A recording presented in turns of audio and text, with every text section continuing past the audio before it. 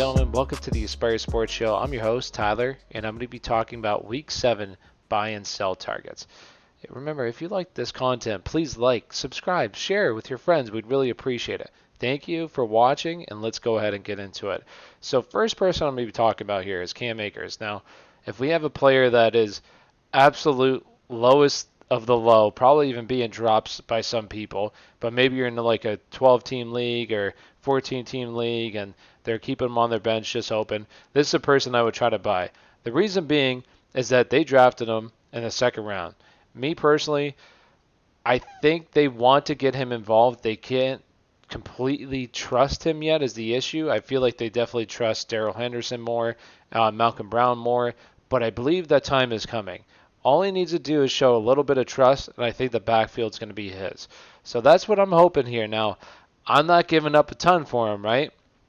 But he's at the lowest, and you could probably get him for basically maybe a wide receiver, a little bit of a high upside wide receiver for him or something. You could definitely work with the manager and get something for him. So let's go to the next person here. The next person I'm going to talk about is Justin Jackson. Now, there's big news that came out today that they said that Austin Ekeler's injury is a bit more severe than they thought. So that to me screams panic, especially if you're an Austin Ekeler owner. If you don't have Justin Jackson or Joshua Kelly, he's probably going to be out for quite some time. Me personally, I like Justin Jackson more. He showed it on that Monday night game that he's good. He's a good football player.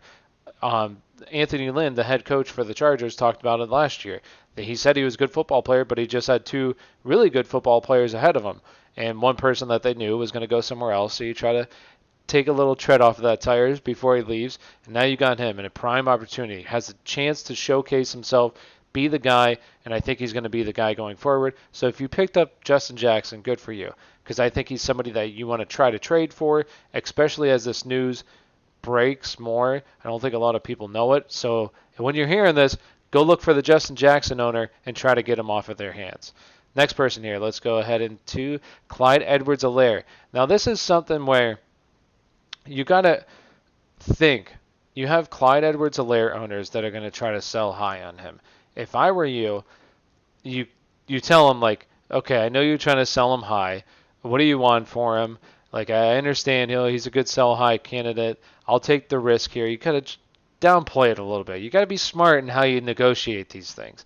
You tell him, okay, because really, I'm not worried about Le'Veon at all, to be honest. I mean, I think Le'Veon comes in and he plays, but I don't think that's going to really hurt Clyde. It's going to lower his ceiling a little bit, but I just think Clyde's a really good player. He hasn't been wildly efficient except last week, but I just think that's going to go forward. As the weather starts to get colder, they're going to run the ball more, and I believe he's going to be the focal point of the offense. Le'Veon looks spent his last year in Pittsburgh. Then he goes to Jets, and people are like, oh, he played for the Jets. No, he just isn't that good anymore. I'm sorry. He's going to be involved in passing downs and sure, but me personally, I'll take Clyde EdwardsHelaire. Go ahead and give him to me. I'll take him. So they're going to try to sell high, but you got to kind of downplay it and buy at the right price. And I believe right now he's a good price. So let's go on to the next person, and that's going to be Deontay Johnson. Deontay Johnson, everybody obviously, Chase Claypool, Mapletron, right? Everybody loves him. This guy was seeing 31% of the target shares before he got hurt. I don't think that's going to be the case going forward. I think it's going to be more in the upper 20s, mid 20s, but that's still really good, especially on a team, an offense right now that looks pretty good. So me personally, you could probably get him next to nothing as well because I feel like everybody's like, Chase Claypool, he looks so great. This is a guy that you want to go and get, and you probably could get him for pretty cheap. So somebody I'm buying low on. Next person here. Now, I don't think you'll be able to buy low, the lowest of the low, right? I think it's going to, as guys start to get more healthy, people are going to be like, okay, Travis Fulgham, it was really good. Travis Fulgham right now is one of the highest rated wide receivers on Pro Football Focus. And that doesn't just happen with scrubs. The dude's legit. And I think that as Deshaun Jackson comes back, Alshon comes back, people are going to be like, okay, well, it was a good run. That's when you go and buy. You buy. Because I don't think that's going to be the case. You think 30-some-year-old Alshon Jeffrey's going to come in here, Deshaun Jackson, are going to be studs? No, this is the stud. He's already built a rapport with Carson Wentz. As this team starts to get more healthy, it's going to get better, more efficient for Travis Fulgham, more efficient for Carson Wentz. So this is a player, yes, it's not like a buy low opportunity, But I think managers are going to start to be like, okay, the other guys are going to come back. I need to start to sell them. That's when you go and you buy. That's when you buy, and I think this is coming here soon. And this is another person I want to talk about. A lot of people are saying sell high on him. Why? Adrian Peterson right now, out of 51 running backs by Pro Football Focus, was graded 51. There's no way, unless Matt Patricia wants to get fired for being an idiot. And if you're listening, Matt, I'm sorry, okay? It's stupid if you don't want him to be your running back because he's looked like the best back in the backfield. So if that doesn't continue going forward where he's seeing a lot of the carries, then you're stupid. I'm sorry, you're stupid. And me personally, I don't think he's stupid, so I'm going to buy into this opportunity where these other people are going to be trying to sell. Thank you, I'll take it because I honestly think going forward, he has top 15 potential. Top 15, they're going to pass him the ball. He's going to have plenty of running opportunities. I think going forward, this is somebody I would want to own. So buy. The next person here, this is when we get into the sells. And dang it, I was wrong on this. Now, the reason why you sell, in my opinion, is that he's going to have a really good opportunity here. Okay, you have Mostert, who's probably has a high ankle sprain. I'd imagine going to be missing a lot of time. It's a second injury already this year. I think he's going to be out for quite some time. So now you have McKinnon in a prime opportunity to run this backfield. Against the Eagles, he saw 92% of the snaps, the running back snaps. That's unheard of, right? With the San Francisco backfield right now, I guess Mostert was kind of going there, but right now he looks really good, and a lot of people, especially those running back depleted teams, are going to want somebody like this. I think you sell, and then you go pick up Hasty, because I think going forward he's going to be much more involved than Jeff Wilson was. So me personally, try to sell, and I think it's a really good opportunity to sell. The next person here, Melvin Gordon. Melvin Gordon's coming back off of his DUI, sickness, got a little too drunk. I don't know what was all that. That was really weird this past week. Does he end up getting suspended? I don't know. But you look at somebody who needs running backs, and you say to him, "Hey, Melvin Gordon's going to come back in." You try to pull it off slide, like, "Oh, Melvin Gordon's going to come back in. He's going to be the lead back." You saw what he did when he was the lead back, and you have some managers who are like, "Oh, that's true. I need a lead running back, right? I need a really running back." You give them to him, pass them off. You take the returns, you take what you stole, and you go forward. Because me personally, that's going to be a split backfield going forward. I don't want any part of it.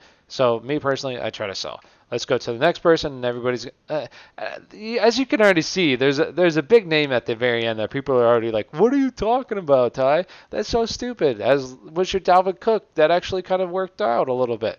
So Mike Evans. Mike Evans' name. You could sell him just on his name. Me personally, with Godwin came back, he's had terrible games. Remember, Tom Brady is more of a get the ball out of your hands, let the players do the work, right? He likes the quick passes, the slot receivers, the running backs. He likes to get the ball in their hands. I just don't think Mike Evans fits his play style. I think he's going to have those big boom games where he gets like 20-some points, but he's going to have a lot of duds, and I think that's just how it's going to be going forward. Me personally, I don't like the guys that aren't consistent, and I just don't think he's going to be consistent. Going forward, I'd imagine he's going to have a lot of dud games, like I said, so I want to try to sell on just his name. And you're going to have this like the opposite, where it's buying opportunities. So you try to get those players that are buying and say, go ahead, take them, because I think it's a good time to sell, because some people are going to be wanting to buy. And the last one here, Derrick Henry, sell. And the reason why I'm saying sell, he plays Pittsburgh this week. So I think it's going to, he's at his all-time peak right now. All-time peak. Just had 200-some yards rushing, a couple touchdowns, right? To me, you sell. This is a perfect opportunity to sell. Why you sell is because the return on value is going to be so high. You could probably get a wide receiver 1 and a back-end running back 1, right? You load up the depth, especially if you need to win now.